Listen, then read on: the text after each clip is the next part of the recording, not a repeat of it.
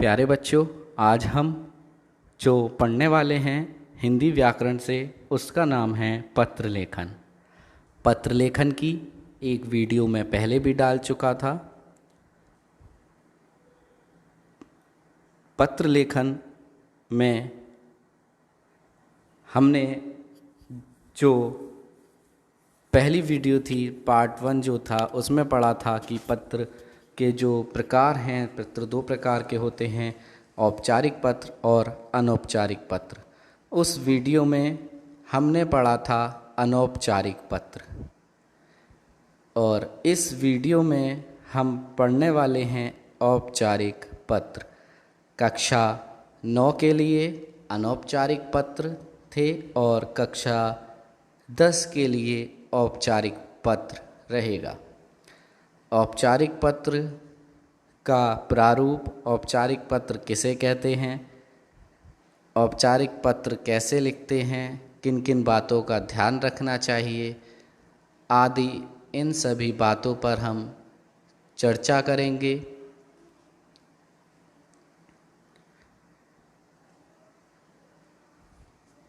सबसे पहले जानेंगे पत्र क्या होते हैं। पत्र का शाब्दिक अर्थ होता है ऐसा कागज जिस पर कोई बात लिखी या छपी हो। पत्र लेखन के माध्यम से हम अपने भावों और विचारों को व्यक्त कर सकते हैं। पत्रों के माध्यम से एक व्यक्ति अपनी बातों को लिखकर दूसरों तक पहुंचा सकता है। जिन बातों को लोग कहने में हिचकिचाते हैं, उन बातों को पत्रों के माध्यम से आसानी से समझाया या कहा जा सकता है। पत्रों के प्रकार, टाइप्स ऑफ लेटर्स। मुख्य रूप से पत्रों को निम्नलिखित 2 वर्गों में विभाजित किया जा सकता है। पहला है औपचारिक पत्र, दूसरा अनौपचारिक पत्र। औपचारिक और अनौपचारिक पत्रों में अंतर। औपचारिक पत्र, जिसे हम इंग्लिश में फॉर्मल लेटर बोलते हैं, यह पत्र उन्हें लिखा जाता है जिनसे हमारा कोई निजी संबंध ना हो। औपचारिक पत्र लिखने में मुख्य रूप से संदेश, सूचना एवं तथ्य को ही अधिक महत्व दिया जाता है। व्यवसाय से संबंधी, प्रधानाचार्य को लिखे प्रार्थना पत्र, आवेदन पत्र, सरकारी विभाग को लिखे गए पत्र, संपादक के नाम पत्र आदि औपचारिक पत्र कहलाते हैं। औपचारिक पत्रों की भाषा सहज और शिष्टापूर्ण होती है।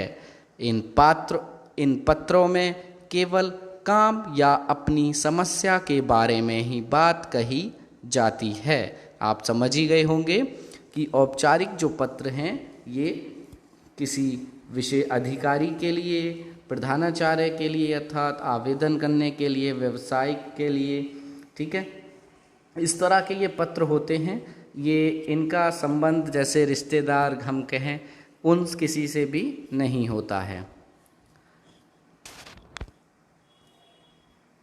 ज़्यादातर ये सभी पत्र अपनी समस्या के लिए ही लिखे जाते हैं। अनौपचारिक पत्र पहले भी आप पढ़ चुके हैं, इनफॉर्मल लेटर। यह पत्र उन लोगों को लिखा जाता है जिनसे हमारा व्यक्तिगत या निजी संबंध रहता है। अनौपचारिक पत्र अपने परिवार के लोगों को, जैसे माता पिता, भाई बहन, सगे संबंधियों को और मित्रों को उनका हालचाल पूछने, निमंत्रण देने, सूचना आदि देने के लिए लिखे जाते हैं। इन पत्रों में भाषा के प्रयोग में थोड़ी ढील की जा सकती है, क्योंकि इन पत्रों में इधर उधर की बातों का भी समावेश होता है। अनौपचारिक पत्रों में आत्मीयता का भाव रहता है तथा व्यक्तिगत बातों का उल्लेख भी किया जाता है। इस तरह के पत्र लेखन में व्यक्तिगत सुख दुख का ब्यौरा एवं विवरण के साथ व्यक्तिगत संबंध को उल्लेख किया जाता है। अंतर आप समझ ही गए होंगे। जो पत्र निजी, अपने किसी परिवार के सदस्य, व्यक्तिगत जो हैं आपके से सगे संबंधी हैं, जैसे माता पिता, भाई बहन, उनको जो लिखे जाते हैं वो हमारे अनौपचारिक पत्र होते हैं। लेकिन आज हम जो बात करने वाले हैं वो है औपचारिक पत्र। देखिए, एक प्रश्न आता है कि पत्र की आवश्यकता क्यों है।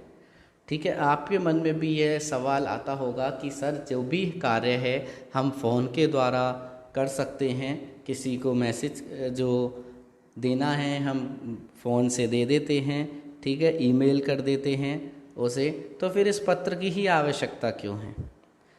तो उसके लिए ही ये लिखा है, पत्र की आवश्यकता क्यों है, जानेंगे। दूर रहने वाले संबंधियों अथवा मित्रों की कुशलता जानने के लिए और अपनी कुशलता का समाचार देने के लिए पत्र लिखे जाते हैं।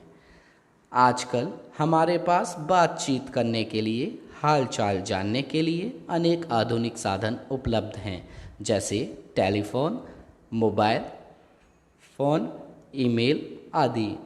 प्रश्न यह उठता है, फिर भी पत्र लेखन सीखना क्यों आवश्यक है। पत्र लिखना महत्वपूर्ण ही नहीं, अत्यंत आवश्यक भी है। फ़ोन आदि पर बातचीत अस्थायी होती हैं। अस्थायी आप जानते हैं, ज़्यादा देर नहीं रहती। फ़ोन पर आपने बात की, बात ख़त्म हो गई, ठीक है। इसके विपरीत लिखित दस्तावेज स्थायी रूप ले लेता है। लिखित जो दस्तावेज हैं हमारे, वो क्या कर लेते हैं, स्थायी रूप ले लेते हैं उसका। वो एक तरह से आपके पास रखे हुए रहते हैं, आप उन्हें कभी भी देख सकते हैं, तो वो हमारे स्थायी होते हैं। उदाहरण, जब आप विद्यालय नहीं जा पाते तब अवकाश के लिए प्रार्थना पत्र लिखना पड़ता है। आप जानते हैं, आप फ़ोन करके ये नहीं बोल सकते कि आज मैं नहीं आऊँगा, लेकिन आपसे फिर भी ये कहा जाएगा, आपने चलिए बोल भी दिया, लेकिन आपसे फिर भी क्या कहा जाएगा कि अपना पत्र लिख के दीजिए। आप कहीं भी छुट्टी के लिए वो करते हैं, आप सीधे फ़ोन तो नहीं करते, उसमें भी आपको कहते हैं कि आप लेटर लिख के दीजिए, ठीक है। सॉरी। औपचारिक पत्र लिखते समय ध्यान रखने योग्य बातें कौन कौन सी बातें हैं। औपचारिक पत्र नियमों में बंधे हुए होते हैं, ये नियम से चलते हैं। अनौपचारिक की तरह नहीं होता कि आप कुछ भी इसमें लिख दें, अंदर नियमों में ये बंधे हुए होते हैं। इस प्रकार के पत्रों में भाषा का प्रयोग ध्यानपूर्वक किया जाता है। इसमें अनावश्यक बातों, कुशल मंगल समाचार आदि का उल्लेख नहीं किया जाता। देखिए, आप जानते ही हैं, अनौपचारिक में हम ऐसा करते थे कि हम उसमें भाषा अपने अनुरूप कर सकते थे, कैसा भी, क्योंकि हम किसी अपने परिचित से बात कर रहे थे, तो हो सकता है उनका और आपका बात करने का अपना अलग तरीका हो, तो आप पत्र के माध्यम से वहाँ भाषा का प्रयोग कर सकते थे। लेकिन यहाँ पर आपको भाषा का प्रयोग का बहुत ध्यान रखना है, बहुत ध्यान रखना आवश्यक है कि, और उसमें ना ही आप कुशल मंगल समाचार इस तरह का कोई भी बातें लिखेंगे जो कि हम अनौपचारिक पत्र में लिखते थे, लेकिन इसमें आप औपचारिक में नहीं लिखेंगे। पत्र का आरंभ व अंत प्रभावशाली होना चाहिए, इसमें ये ध्यान रखेंगे। ये अनौपचारिक पत्र से बिल्कुल भिन्न है कि उसमें हम साधारण बात से भी शुरुआत कर सकते थे, लेकिन इसमें उसका आरंभ और अंत, इन औपचारिक पत्र का जो शुरुआत है और जो इनका अंत है वो हमारा प्रभावशाली हो। प्रभावशाली कैसे कि शुरुआत होती है इसकी, जैसे आपने पत्र लिखा, पहले पत्र प्रेषक का पता है, ठीक है, फिर एक तो फॉर्मेट का ध्यान रखना है हमें, दूसरा अपने भाषा का ध्यान रखना है कि इसकी शुरुआत कहाँ से करनी है। ये पत्र के ऊपर, पत्र के विषय पर डिपेंड होती है कि हमें किस तरह से इसकी शुरुआत देनी है। जो हम विषय वस्तु लिख रहे हैं उसकी बात कर रहे हैं, विषय विस्तार में आपको किस तरह से शुरुआत देनी है, ठीक है। उसके बाद नेक्स्ट पॉइंट है, पत्र की भाषा सरल, लेख स्पष्ट व सुंदर होना चाहिए। ये आप समझ ही गए होंगे कि उसकी जो भाषा है सरल होनी चाहिए, इतनी टफ ना हो कि आप जिसे लेटर दे रहे हैं उसकी समझ में ही ना आए, और जो आपने लेख लिखा है वो बिल्कुल क्लियर होना चाहिए, सुंदर होना चाहिए। नेक्स्ट पॉइंट है, यदि आप कक्षा अथवा परीक्षा भवन से पत्र लिख रहे हैं तो कक्षा अथवा परीक्षा भवन अपने पते के स्थान पर तथा क ख ग अपने नाम के स्थान पर लिखना चाहिए। इसके बारे में अभी हम बात करेंगे जब इसके प्रारूप को समझेंगे, उदाहरण को समझेंगे। पत्र पृष्ठ के बाईं ओर से हाशिए के साथ मिलाकर लिखें। आप जानते ही होंगे कि जो औपचारिक पत्र हैं ये चीज़ याद रखने वाली है, जहां आपके नंबर कटते हैं, इसी को देखते हुए कि जो भी आप पत्र में लिख रहे हैं, औपचारिक पत्र हो या अनौपचारिक, आप सभी को अपने लेफ्ट हैंड से स्टार्ट करेंगे। ठीक है, कहाँ से? लेफ्ट से स्टार्ट करेंगे। पत्र को एक पृष्ठ में ही लिखने का प्रयास करना चाहिए ताकि तारतम्यता, लयबद्धता बनी रहे। मतलब कि ये कहना चाहते हैं कि जो हमारा पत्र है उसमें जो पेज है, आप कोशिश कीजिए कि नए पेज से ही उसकी शुरुआत हो और उसी पेज के लास्ट तक जाकर उसका अंत हो जाए। ठीक है, वो पूरा हो जाए। पेज आप पलटे नहीं, क्योंकि पेज पलटने में आपका वो इतना लयबद्धता उसमें नहीं आती है। ठीक है, प्रधानाचार्य को पत्र लिखते समय प्रेषक के स्थान पर अपना नाम, कक्षा व दिनांक लिखना चाहिए। ठीक है, प्रेषक कौन होता है? भेजने वाला। अगर प्रधानाचार्य को पत्र लिख रहे हैं आप, तो उस समय आप प्रेषक के स्थान पर अपना नाम, कक्षा व दिनांक लिख सकते हैं। ठीक है, देखिए एक आपको महत्वपूर्ण सूचना यहाँ पर, महत्वपूर्ण ये जानकारी कि आप जब पत्र का प्रारूप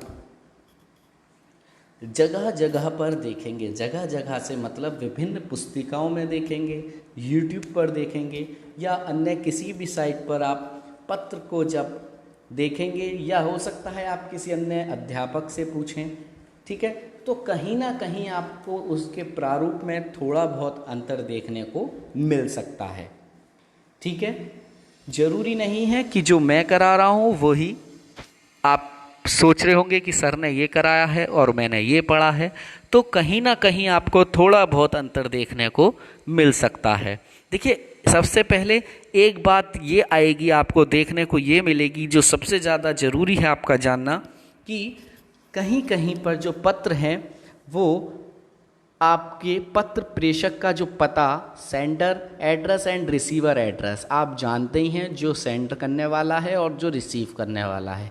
आपने इंग्लिश में भी पढ़ा होगा कि दोनों का हम प्रयोग करते हैं, लेकिन हिंदी में भी ऐसा ही होता है। लेकिन कहीं कहीं आप बुक में देखेंगे कि हिंदी का जो आपको लेटर देखने को मिलेंगे, उसमें सीधे जो जिसको आप पत्र भेज रहे हैं केवल उसका ही, अर्थात सेवा में प्रधानाचार्य महोदय, यहीं से शुरुआत हो जाती है, तो आपको पत्र प्रेषक का पता नहीं मिलेगा शायद देखने को। ठीक है, तो उस चीज़ को भी ध्यान में रखते हुए आप आदत यही डालिए कि आप सेंडर एड्रेस और रिसीवर एड्रेस दोनों उसमें ऐड करें। वो देखिए, प्रधानाचार्य को जो पत्र लिखा जाता है, आप जानते हैं कि आप जिस स्कूल में हैं, आप उसी स्कूल से प्रिंसिपल को पत्र लिख रहे हैं, तो वहाँ पर आपको अपना एड्रेस फिर देने की ज़रूरत ही नहीं है। आप सीधे सेवा में प्रधानाचार्य महोदय और स्कूल का नाम, ठीक है, और इस तरह से करके आप उसे पूरा कर सकते हैं। लेकिन आप कहीं अन्य बाहर की किसी स्कूल से दे रहे हैं या, ठीक है, तो उसके लिए जो एक हमारा प्रारूप होता है, पत्र प्रेषक वाले का पता जो होता है, उस अपने सभी जो जानकारी उसको छिपाने के लिए हम लिखते हैं वहाँ पर परीक्षा भवन नई दिल्ली। ठीक है, परीक्षा भवन नई दिल्ली। कोई आप रोड शो करना चाहते हैं, इसमें रोड लिख दीजिए, परीक्षा भवन ईदगाह रोड नई दिल्ली, या परीक्षा भवन क ख ग विद्यालय, अगर विद्यालय से लिख रहे हैं क ख ग विद्यालय नई दिल्ली। ठीक है, तो इस चीज़ का ध्यान रखेंगे। अभी और बात करते हैं आगे हम। औपचारिक पत्र की प्रशस्त आरंभ में लिखे जाने वाले आदरपूर्वक शब्द, अभिवादन व समाप्ति में किन शब्दों का प्रयोग करना चाहिए? अभी आप यहाँ पर ध्यान से नहीं पढ़ पा रहे होंगे, देखिए मैं आपको समझा रहा हूँ। मैंने एक शब्द का प्रयोग किया है, अभिवादन। आपने अभिवादन पढ़ा होगा किसमें? अनौपचारिक में। अनौपचारिक में अभिवादन पढ़ा था, ठीक है, लेकिन यहाँ पर अभिवादन नहीं होता है। ठीक है, यहाँ पर हम सीधे ही चलते हैं। जैसे प्रशस्ति में क्या लिखेंगे आप जानते ही हैं, मान्यवर महोदय, श्रीयुत, मान्य, ठीक है। और अभिवादन, औपचारिक पत्रों में अभिवादन नहीं लिखा जाता। और समाप्ति में आप जानते ही हैं, शुभचिंतक, प्रार्थी, भवदीय, आपका आज्ञाकारी शिष्य, ठीक है। इसकी मैंने एक सारणी भी आपको दी हुई है, अभी आप उसे देख सकते हैं। देखिए, अब बात करते हैं कि औपचारिक पत्र को कितने प्रकार में विभाजित किया गया है। औपचारिक पत्र के प्रकार, औपचारिक पत्रों को 3 वर्गों में विभाजित किया गया है। सबसे पहला प्रार्थना पत्र, जिन पत्रों में निवेदन अथवा प्रार्थना की जाती है। आप किसी से निवेदन कर रहे हैं, निवेदन अर्थात प्रार्थना कर रहे हैं, तो वे पत्र कौन से कहलाते हैं? प्रार्थना पत्र कहलाते हैं। प्रार्थना पत्र में अवकाश, शिकायत, सुधार, आवेदन आदि के लिए लिखे गए पत्र आते हैं। ये पत्र स्कूल के प्रधानाचार्य से लेकर किसी सरकारी विभाग के अधिकारी को भी लिखे जा सकते हैं। सरकारी विभाग के अधिकारी से भी आप प्रार्थना करते हैं कभी, ठीक है। तो अब द्वितीय जो है, दूसरा हमारा वो है कार्यालयी पत्र। जो पत्र कार्यालयी कामकाज के लिए लिखे जाते हैं वे कार्यालयी पत्र कहलाते हैं। ये सरकारी अफसरों या अधिकारियों, स्कूल और कॉलेज के प्रधान अध्यापकों और प्राचार्यों को लिखे जाते हैं। आपको जैसे कोई लाइब्रेरी से कुछ निकलवाना है, बुक इशू करानी है, या आपका लाइब्रेरी से जो चार्ज लग गया है आप पर, आपकी बुक जमा नहीं हो पाई, उसका फिर आपका लेट चार्ज लग गया है, उसको माफ़ कराने के लिए, ठीक है, तो वो स्कूल के लिए हो गया। इसी तरह कॉलेज के लिए होता है, इसी तरह किसी टीचर्स के लिए आप लिख रहे हैं, ठीक है।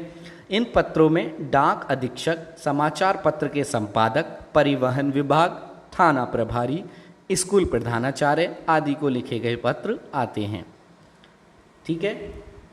अब आप ये मत सोचिएगा कि प्रार्थना पत्र में भी है प्रधानाचार्य, कार्यालयी पत्र में भी है। देखिए, यहाँ पर जो उसको बांटा गया है वो उसके आधार पर है कि वो पत्र किस लिए लिखा जा रहा है। अगला है व्यवसायिक पत्र। व्यवसायिक, जैसे नाम से ही आपको पता है, व्यवसाय, लेन देन, ठीक है।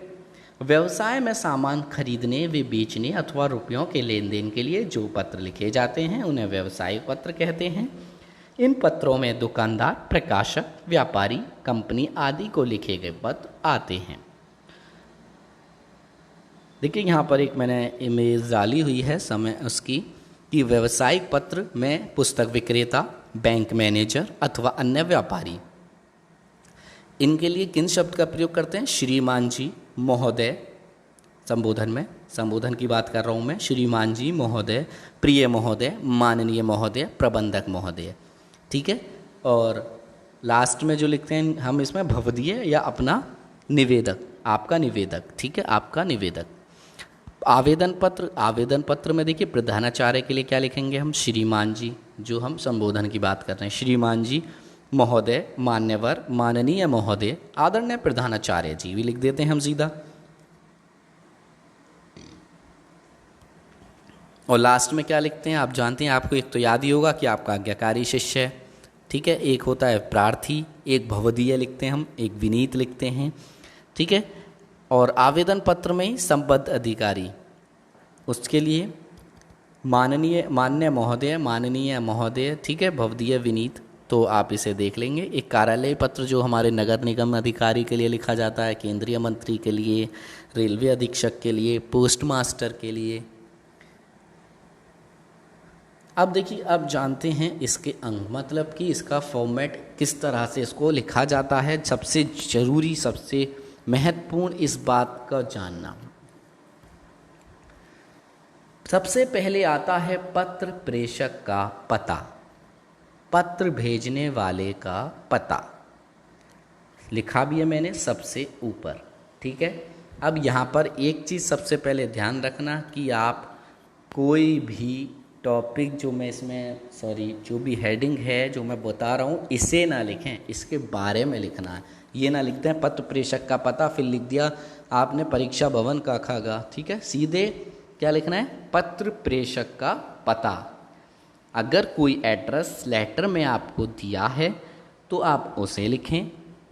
अगर कोई भी एड्रेस, देखिए हिंदी में एड्रेस 99% तो नहीं आता, ठीक है, हिंदी में एड्रेस नहीं आता, इंग्लिश में तो आपको देखने को मिलता है कि लेटर एड्रेस आता है, आप सेंडर एड्रेस रिसीवर एड्रेस आपको पता हो जाता है वहाँ से, लेकिन यहाँ पर एड्रेस नहीं आता। तो उसके लिए मैंने आपको बताया परीक्षा भवन अगर विद्यालय से लिख रहे हैं क ख ग विद्यालय नई दिल्ली,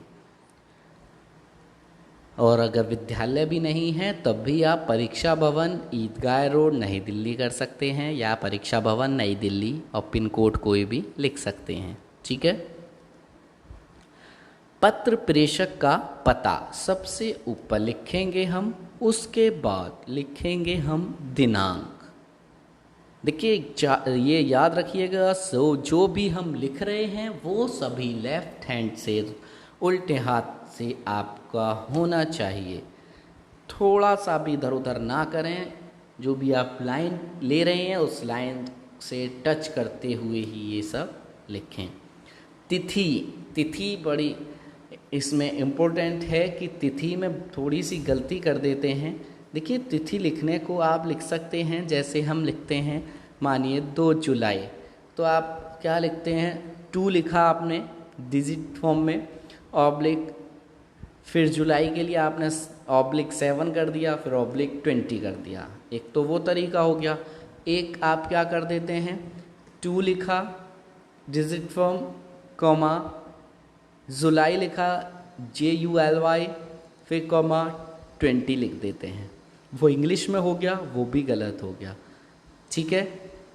इसके लिए सबसे अच्छा जो तरीका है वो है, आप सबसे पहले लिखेंगे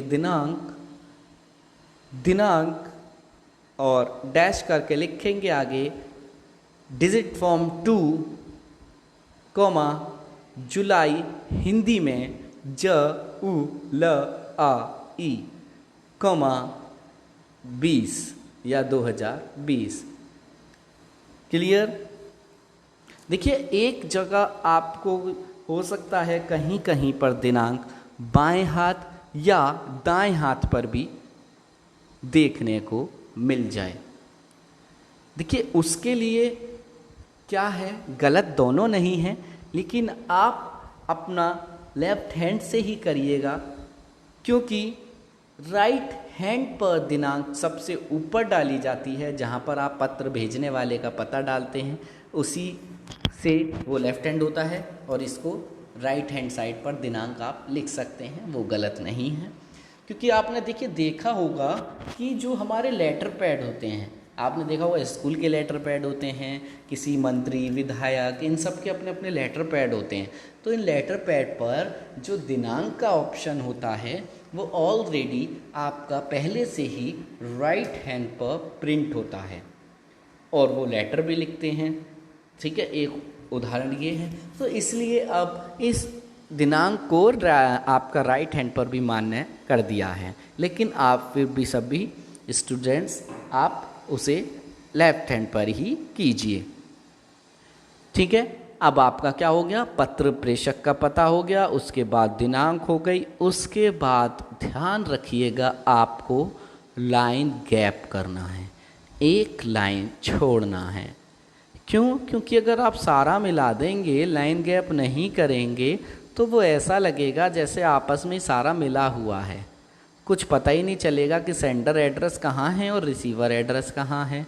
तो उसमें थोड़ा सा लाइन को गैप करते हुए, एक लाइन गैप करते हुए, अगर आप लाइनिंग नहीं है पेज पर, ब्लैंक पर लिख रहे हैं, तो थोड़ा सा गैप करते हुए आगे जो लिखने वाले हैं वो लिखेंगे आप पत्र पाने वाले का पता। ठीक है। पत्र प्रापक का पद और पता।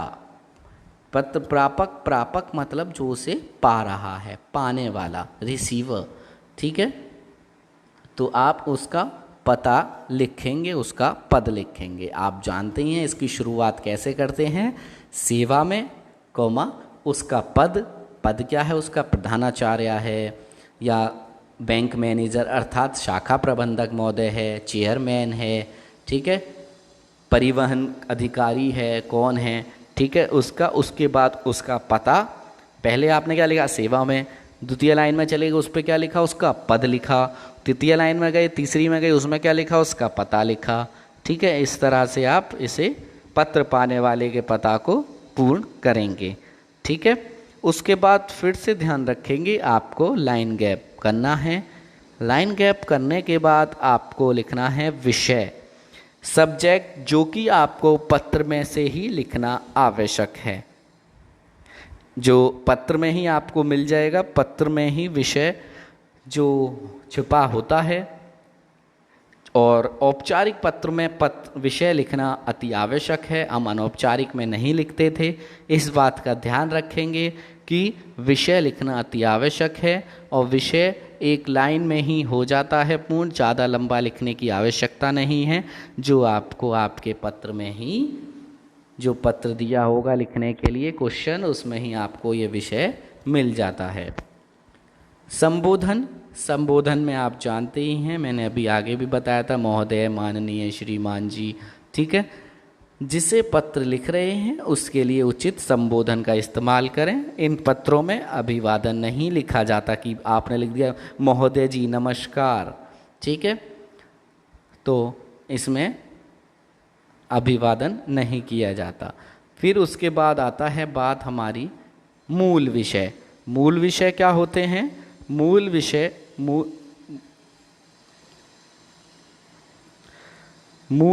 मूल विषय होते हैं हमारे विषय विस्तार। विषय विस्तार मतलब कि मूल विषय का मतलब हो जाता है आपका, जैसे पैराग्राफ। आप पैराग्राफ में क्या करते हैं, अपना पत्र लिखते हैं, तो उसमें क्या करना है, देखिए यहाँ पर लिखा है मैंने 2 या 3 अनुच्छेद। ये आपके विषय पर डिपेंड करता है कि वह पत्र आप कितने पैरा में लिखने वाले हैं। ठीक है, देखिए कहीं कहीं ऐसा भी हो सकता है कि आपको 3 पैरा लिखने पड़े, जिसमें आप प्रथम में अपना परिचय देंगे, द्वितीय में आप टॉपिक से संबंधित लिखने वाले हैं, और तीसरे में समाप्त किया जाता है। समाप्त में जैसे आप जानते ही हैं, लिखते हैं हम कि इसमें क्या करते हैं, हम अनुरोध करते हैं कि अनुरोध किया जाता है कि ऐसा मेरा आप ये कार्य पूर्ण करेंगे, ऐसी आशा करता हूँ। ठीक है, ये आप इसको 3rd पैरा में लिखें, क्योंकि आप जानते हैं ये 2 लाइन जो होती हैं हमारी अलग से, हम इसको नीचे लिखते हैं लास्ट में, तो ये हमारा 3rd पैरा हो जाता है।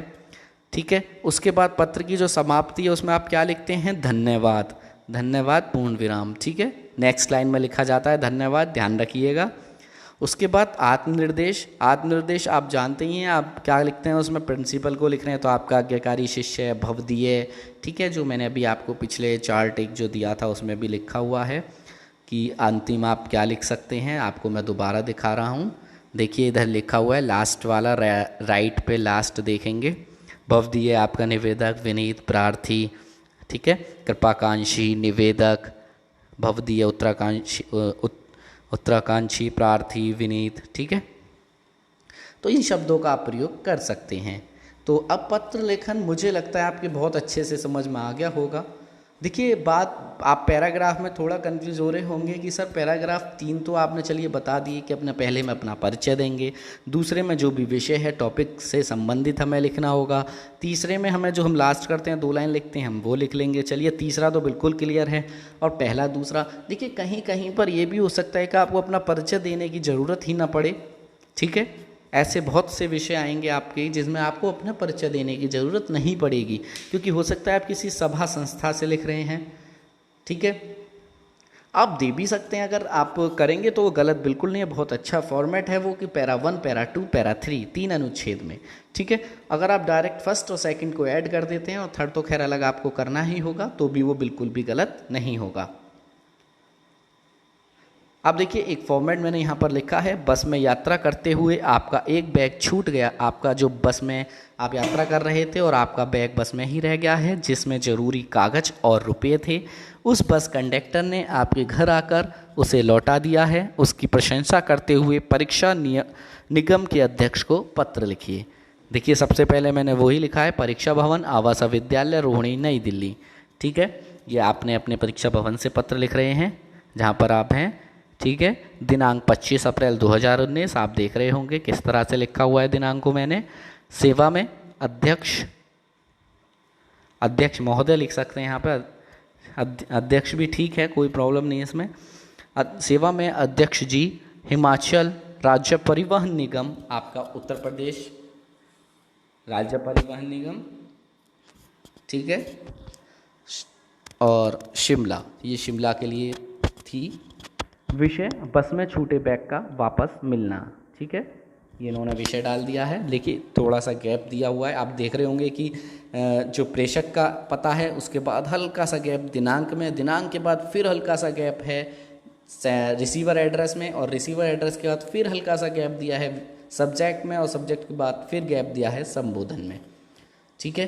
कल दिनांक 24 अप्रैल, देखिए कुछ भी चीज़ राइट में नहीं है, सब लेफ्ट से शुरुआत हो रही है। कल दिनांक 24 अप्रैल 2019 को मैंने चंडीगढ़ में कार्य समाप्ति पर शिमला के लिए चंडीगढ़ बस स्टैंड से वातानुकूलित एयर कंडीशन बस पकड़ी थी।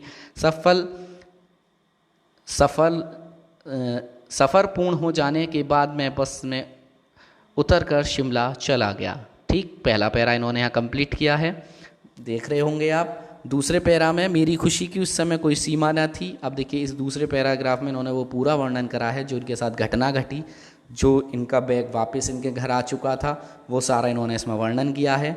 और लास्ट में देखिए फिर क्या लिख रहे हैं, मैं चाहता हूँ कि इस तरह के ईमानदार कर्मचारियों को पुरस्कृत किया जाना चाहिए, जिससे दूसरे कर्मचारी भी ईमानदारी का पाठ सीख सकें। मैं कंडक्टर श्री रामकृष्ण शर्मा का फिर से आभार व्यक्त करता हूँ।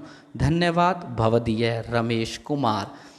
आशा करता हूँ आपको ये पत्र बहुत अच्छे से समझ में आ गया होगा। इसी के साथ धन्यवाद।